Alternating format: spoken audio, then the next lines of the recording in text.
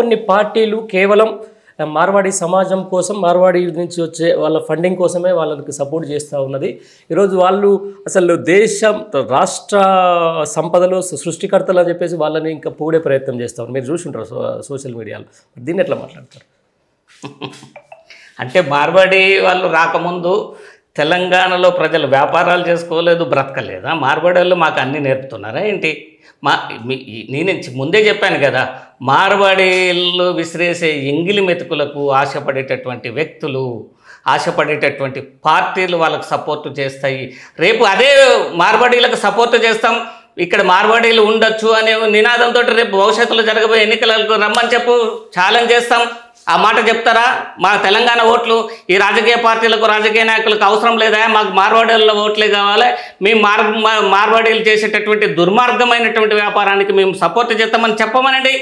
ఆ మాట చెప్పమని చేతనైతే ఇప్పుడు ఎవరైతే మార్వాడీలకు సపోర్ట్ చేస్తున్నటువంటి నాయకులు, ఒక నాయకురాలు చెప్తుంది, ఆమె మరి కరోనా టైంలో హిందువులనే కదా దోచుకొని తిన్నది, హిందువులు దోచుకొని తిన్నది. ఆమె హాస్పిటల్ని 6 నెలల పాటు పర్మిషన్ రద్దు చేసింది గత ప్రభుత్వం. ఎన్నో సమస్యలు ఉన్నాయండి. ఆవిడ కూడా అసలు తెలంగాణ ఆవిడ కాదు కదా, ఆవిడ కూడా వలస వచ్చిన ఆవిడే. వాళ్ళు అంతకు తప్ప ఇంకేం మాట్లాడతారు? వలస వచ్చిన వాళ్ళు వలస పక్షుల మాటలే మాట్లాడతారు. ఏ గూటి పక్ష ఆ గూటి మాట మాట్లాడటం మనం చూస్తూ ఉన్నాం. అంతే. ఇప్పుడు ఈ సెకండ్ గ్రేడ్ మాల్కు సంబంధించిన దాంట్లో నిజంగా అంటే ఒక వస్తువు, ఇదే ఫోన్ అనుకుందాం. ఈరోజు ఒక తెలంగాణ ప్రాంతం వ్యక్తులు ఒక ఫోన్ పెట్టుకొని అమ్ముకుంటున్నప్పుడు ఒక మొబైల్ షాపు, ఇది మామూలుగా జిఎస్టీ రేటు అంతా కలిపి తర్వాత దీనికి ఒక రేట్ ఫిక్స్ చేస్తారు. బట్ ఇదే రేటు మార్వాడి షాపులో ఎందుకు తక్కువ ఉంటుంది? ఇక్కడ అందరూ తెలుసుకోవాల్సింది ఏంటంటే, ఒక వస్తువు ఒరిజినల్ తయారు కాగానే మార్వాడోడు సేమ్ డూప్లికేట్ తయారు చేస్తాడు. ఆ ఒరిజినల్ వస్తువు ఖరీదు 10,000 ఉంటే ఈ డూప్లికేట్ వస్తువు ఖరీదు 2,000 ఉంటుంది. మీరు చూడండి, చీరలు కూడా ఇమిటేట్స్ తయారు చేస్తారు. ఇమ్మీడియట్గా ఒక పట్టు చీర తయారైందంటే దానికి డూప్లికేట్ చీర వీడు తయారు చేస్తాడు. వీడు బ్రతకంతా డూప్లికేటే. ఓకే, వీడు ఒరిజినల్స్ ఎప్పుడు అమ్మడు. వీడు రేట్ ఎందుకు తక్కువ ఇస్తాడు? ఒక గోధుమ పిండి ఉందనుకోండి, సేమ్ బ్రాండ్ ఉన్న దగ్గరికి వీడు పోతాడు, అయ్యా నీకు నేను ఒక 10 కోట్ల రూపాయలు ముందు అడ్వాన్స్కి ఇస్తా, అదే ప్యాకింగ్ నువ్వు కానీ నువ్వు 50 రూపాయల కిలో అమ్ముతున్నావు కదా, నాకు 25 రూపాయల కిలో ఇవ్వు. నువ్వు అందులో ఏం కల్తీ చేస్తావు, అందులో మట్టి పోస్తావా లేకపోతే ఇంకేమైనా కలుపుతావా, నీ ఇష్టం, అదే ప్యాకింగ్ ఉండాలి అని చెప్తాడు. కథం హోల్సేల్గా మాట్లాడుకుంటాడు. వాడు బిజినెస్ కోసం చూస్తాడు, వీడి బిజినెస్ కోసం చూస్తాడు. అక్కడ ఉన్న ఇతర తెలంగాణ వ్యాపారులు అమ్మేదానికంటే 2-3 రూపాయల కేజీకి తక్కువ అమ్ముతాడు. ఇది జరుగుతున్నటువంటి విషయం. అంతే. ఇప్పుడు పర్టికులర్గా ఈ మార్వాడి గో బ్యాక్ అనే అంశానికి సంబంధించిన దాని మీద, మార్వాడి గో బ్యాక్ అనే ఇష్యూకి సంబంధించిన దాని మీద అంటే విభిన్న వాదనలు అయితే వినిపిస్తూ ఉన్నాయి. కొంతమంది సరే మార్వాడీలు అనేది ఇక్కడ తెలంగాణ సమాజంలో మమేకమై ఉన్నారని చెప్పేసి కొంతమంది అంటూ ఉన్నారు.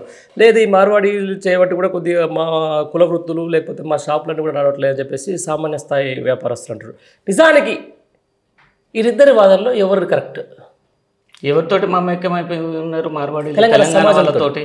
నువ్వు ఎప్పుడైనా భోజనం చేసినావు మార్వాడీల ఇంటికి పోయి? లేదు. మరి ఇంకా నీతోటి ఎట్లా వాడు మమేకమై ఉన్నాడు? నీ ఇంట్లో వచ్చేవాడు ఏమైనా భోజనం చేసిండా? నీతోటి ఏమైనా మానవ సంబంధాలు కలుపుకున్నాడా? నీతోటి ఏమైనా బియ్యం అందుకున్నాడా? ఏం చేయనోడుకి మానవ సంబంధాలు లేనోడికి సపోర్ట్ చేయటం ఏంది? వానికి అసలు మానవ సంబంధాలే తెలియవు. బిజినెస్ తప్ప ఇంకో రిలేషన్షిప్ వాడికి ఉండదు. పొద్దున్న లేతే ఎట్లా సంపాదించాలి, ఎట్లా అక్రమ సంపాదన చేయాలి, ఏ విధంగా పోటీ పడాలి, ఏ డూప్లికేట్ మాల్ అమ్మాలి. డూప్లికేట్ మాల్లు, క్వాలిటీ లేని మాల్స్ అన్నీ మనకు బేగం బజారు, అఫ్జల్గంజు, మోజంజా మార్కెట్ రకరకాల చోట దొరుకుతాయి. పోయి ఈ రాష్ట్ర ప్రభుత్వం, కేంద్ర ప్రభుత్వం ఎవరైతే sale tax, food control officers, food inspectors ఉన్నారు, అక్కడ పోయి చెక్ చేయమని తెలిసిపోతుంది కదా.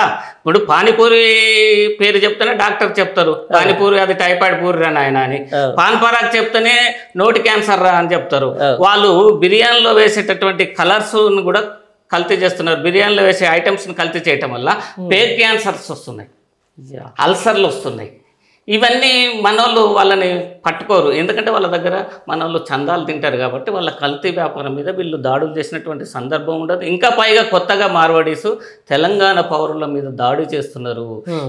నిజంగా చెప్పాలంటే పరకాల దగ్గర ఒక మార్వాడి వార్డు మెంబరో కౌన్సిలరో అతను కమిషనర్ మీదనే దాడి చేసిండు. ఈ రోజుకో దాడి వాళ్ళు తెలంగాణ ప్రజల మీద దాడి చేస్తుంటే ఇక మేము చేతులు కట్టుకొని కూర్చోవాలి, సార్ అనాలి వాళ్ళని. మేమేమన్నా అంటే నువ్వు కల్తీ సరుకు అమ్మితే ఆ అమ్మిన సరుకుని కొనాలి, తినాలి, వాపస్ ఇస్తే నువ్వు తీసుకోవు, నిన్ను ఏమనద్దు, నిన్ను పువ్వులాగా చూసుకోవాలి. ఇక్కడ నువ్వు దొంగవు కాబట్టి మీ మీద తిరుగుబాటు చేస్తున్నావు. నువ్వు దొంగ సరుకు అమ్మనంత కాలం, దొంగ పనులు చేయనంత కాలం, నీతి నిజాయితీగా నువ్వు ఇక్కడ వ్యాపారం చేసుకున్నంత కాలం, ఇక్కడ వ్యాపారస్తులను దెబ్బ కొట్టనంత కాలం నిన్ను ఎవరు ఏమనరు. ఎప్పుడైతే ఇక్కడ ప్రజల పుట్టగొడతావో ఖచ్చితంగా వ్యతిరేకిస్తాం, తిరుగుబాటు చేస్తాం. అవసరమైతే ఈ రాష్ట్రం నుంచి వెళ్ళగొట్టడానికి కూడా వెనకపోం. రైట్. ప్రవీణ, బేసికల్గా ఇప్పుడు కేవలం ఈ మార్వాడి సమాజం అంతా కూడా ఒక పార్టీకి మద్దతుగా ఉన్నది కాబట్టి ఆ పార్టీ మీద చేసే ఏమంటారు దాన్ని వ్యతిరేకంగా పార్టీ మీద చేసే విమర్శల్లో భాగంగానే ఈరోజు మార్వాడి సమాజాన్ని మీద హేట్ రేట్ పెంచుతున్నారని చెప్పేసి కొంతమంది వాదిస్తున్నారు. దీన్ని ఎట్లా చూస్తారు? నేనేమంటున్నా, మార్వాడి వాళ్ళు చేసేటటువంటి వ్యాపారాలు కల్తీ వ్యాపారాలు కాదా? వాళ్ళు ఏ పార్టీకి ఓటేస్తున్నారు అనేది ఇక్కడ ప్రస్తావన కాదు. వాళ్ళ ఓట్లతోటి ఆ పార్టీని గెలవని మాకేం అభ్యంతరం లేదు. తెలంగాణ పౌరుల ఓట్లు అవసరం లేదు, మార్వాడీల ఓట్లే కావాలంటే కూడా మాకు అభ్యంతరం లేదు. కానీ వాళ్ళు చేసే కల్తీ వ్యాపారాన్ని వీళ్ళు సమర్థిస్తారా? వాళ్ళు జిఎస్టీ కొట్టడాన్ని వీళ్ళు సమర్థిస్తారా? వాళ్ళు చేసేటటువంటి డూప్లికేట్ మాల్ అమ్మడాన్ని వీళ్ళు సమర్థిస్తారా?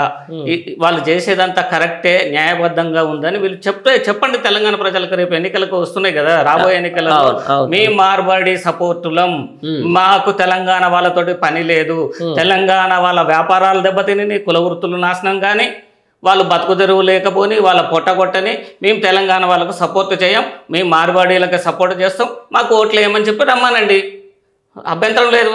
అప్పుడు ప్రజలు తీర్మానం చెప్తారు కదా, ఎవరికి ఓటేయాలనో ఎవరికి ఓటేయద్దో ప్రజలు నిర్ణయించుకుంటారు. ఏ పార్టీకి ఓటేయాలనో, ఏ పార్టీ ఎవరికి సపోర్ట్ చేస్తుంది, ఈ తెలంగాణ పౌరులని కాదని ఇతర రాష్ట్రాల నుంచి వచ్చిన వాళ్లకు సపోర్ట్ చేస్తారంటే ఇక్కడ ప్రజలు ఖచ్చితంగా తిరుగుబాటు చేస్తారు, వ్యతిరేకంగా ఓటు వేస్తారు.